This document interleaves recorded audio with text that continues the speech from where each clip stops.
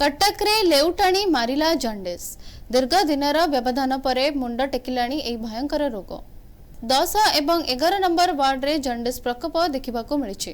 देखिबा ए संपर्कित खबर।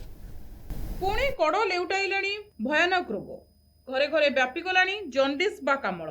प्रथमे 2 जण आउ तापरे 25 रु अधिक लोके जंडिस रे आक्रांत होई गत 3 सप्ताह हेला चिकित्सित हेउछंती। एमानक मध्यरे छोट पिला वयस्क आ महिला मध्य अछंती। दूषित पानीय जलरू ही जंडिस व्यापी स्थानीय लोके अभियोग करिसंती। शेख बजार मानसिंहपाटना और मस्तरामठ अंचल में पानी पाइप फाटी नाल भितर पशि दूषित होउछि।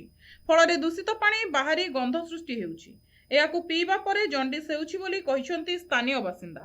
पानी पे हेछि आ पानी खराब आसीबारु जंडिस मातिछि आ एई गली भीतर तो 15-20 जन कहिसन। हमर एठी रोड भीतर 15-20 जन कहिसन। हां केमिति कोन पानी खराब होउछ?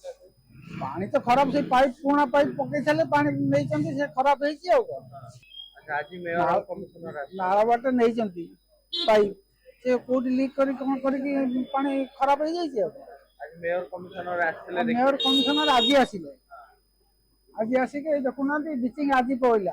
मोती निरंजन जेठी मानसिंहपाटना 12 नंबर वार्ड रो जंडी जे पुराना पाइप रे पानी छाडुचंती नुआ पाइप जदियो पकेइचंती कि कनेक्शन देई नथिले तापर से पाइप कनेक्शन देला परे एबे जंडिस व्यापी गला प्रबल व्यापिला परे तापर पानी कनेक्शन देइचंती नुआ पाइप रे दी लोक मन तो हंतसत होउचंती आ बर्तन अनेक लोक आरोग्य हवा आड़कू गलेनी औषध हेरका खाइकी और मेयर कमिश्नर ये बाइट माध्यम रे जानतु एया हेई देला आज तो बुली की जाइतन मो सेतल नथिली स्वच्छ शासन हवा दरकार आ कोन स्वच्छ पानी स्वच्छ नला ये समस्त स्वच्छ हवा दरकार। एते मात्रा रे लोके जंडिस रे आक्रांत हेला परे महानगर निगम रो एबे चेता फेरिछि। जंडिस रो अभियोग पाइबा परे आज मेयर कमिश्नर वाटको अधिकारी स्वास्थ्य अधिकारी निज निजर टीम सहित आक्रांत अंचल को जाई घर घर बुली जंडिस संपर्क रे बुझिथिले। माइक जोगे लोकंको सचेतन करबा सहित पाइप रो मरामती एवं ब्लीचिंग पकाइथिला सीएमसी। एथे सहित समस्ते निज निज जल उत्स को सफासुतरा रखिबा पई परामर्श दिया जायथिला। स्थानीय अंचल रे एक स्वास्थ्य परीक्षा केंद्र मध्य खोला जाई स्थानीय बासिंदा को स्वास्थ्य परीक्षा सहित रक्त परीक्षा करा जायथिला। अन्य पक्षरे ड्रेन पाखरे जाइथिबा पानी पाइप को जांच करा जाई एहार पानी को लैब को पठा जाइथिबा कहिसंती मेयर सुभाष सिंह। गोटे वीक रे व्यापार आछि हम पाखो गोटे 7 दिन रो रिपोर्ट आसिला परे हमर सब अधिकारी एठी क्रॉस चेकिंग करचंती टेस्ट भी करचंती 20 जन अफेक्टेड जड़ा पड़िला जंडिस अफेक्टेड इछन। वर्तमान से 20 जन भितर 15 जन क्योर हे कि तंग सेवार लागचंती से माने ना पॉजिटिव केस ना परंतु 5 जन वर्तमान ट्रीटमेंट अंडर अछंती।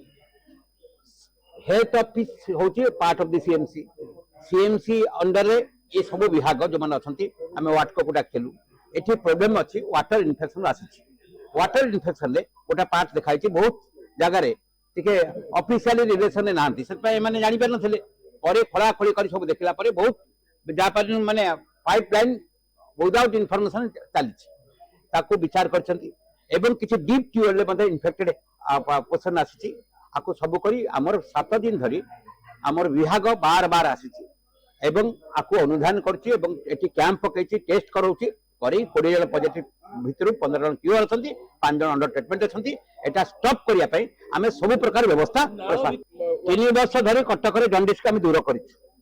कां भा जो घटना जो बाहर आमे इमीडिएट स्टेप नै जाऊ एठी जा बाहर छी पूरा हमर टीम एंटायर ऑफिशियल टीम इथे एंगेज अछि आको संगे संग चेक कर जाऊ आ जंदी अग्रगति कर परिबा नाही। जंडिस आक्रांतक संख्या 25 रे पहुंचीथिबा बेले एमानक मध्यरु एबे 20 जन सुस्थ होइछंती।